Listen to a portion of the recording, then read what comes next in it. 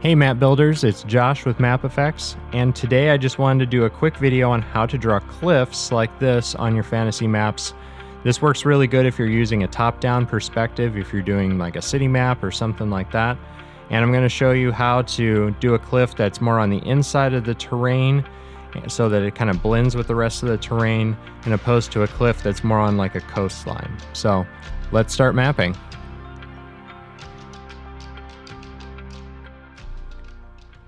So to draw some cliffs, we're going to just start out with kind of a squiggly, broken line that will make up the main edge of our cliff. Obviously, you can make this whatever shape you want for your terrain, but we're just going to start off with something like that. And what we're going to do is look for these kind of inside points in particular, and this is where you're going to draw some broken lines to create some overlap so that this cliff feels like it has some height to it.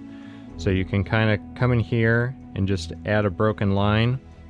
You can add a little bit of stippling between, but see how this now kind of looks like this has built up a layer to it. So now we're just going to kind of go around the whole cliff, and you don't have to follow it quite this closely. If you wanted to, you could come back a little bit and then meet it back up with the edge. But you're just going to follow the edge of this all the way around to just kind of build up this first layer. And then we can circle back and we can do another row, depending on how high we want this cliff to appear. And I find the trick to doing this is you want to work pretty loosely. You want it to look a little bit sketchy. So almost pretend like if you're using a pencil or something, you're just kind of sketching this out rather than trying to make all your lines really precise and rigid. So now that we kind of have several layers built up on our cliff, we can come back and add a little bit of detail. So if we wanted to, we could draw in some rocks, and you can do like a small grouping of rocks like that. Do another one over here.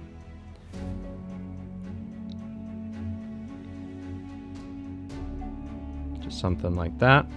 And you can also add tufts of grass like that if you want a little bit of foliage and texture to your cliff. And then once you kind of have your main cliff down, let's have this kind of taper into the landscape a little bit more. So just kind of come over here, and you want to use just really thin broken lines to follow the edge of this cliff.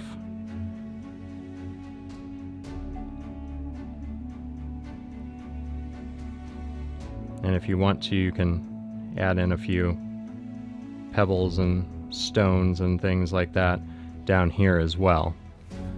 So then how do we draw something like this on a coastline? It's very similar, but there are a couple little differences. So the first one is that rather than using a broken line, I'm going to keep it a solid line all the way down the cliff. Just something like that. And then we're going to go back through and do the same thing we did before, kind of looking for those inside points and just building up layers of texture to the cliff.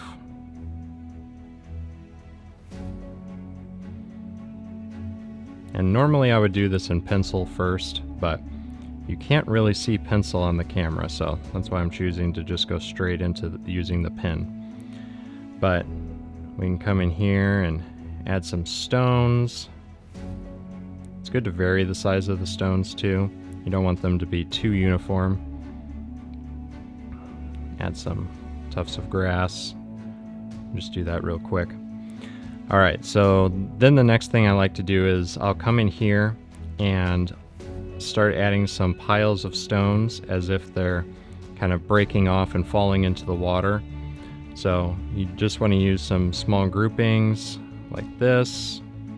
Just build up the layers, and then you can also come in and add a few stones that are a little bit further away from the main group.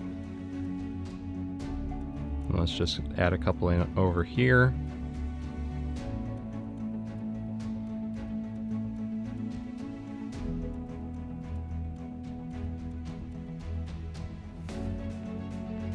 just something like that.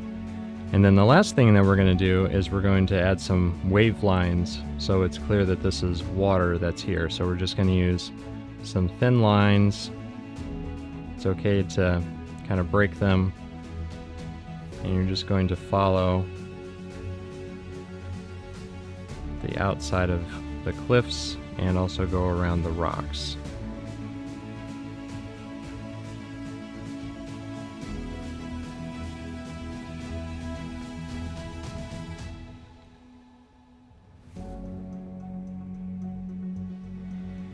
So you can see there's some definite similarities between these two. The main key though is that you want to keep the main cliff line solid so that it doesn't look like it's blending into the water. And then if you come in back in here and you add some color and stuff to the water, it'll differentiate the two different styles of cliffs and where the water is and where the cliff is a lot easier. But I hope you found this helpful, and I look forward to seeing your map.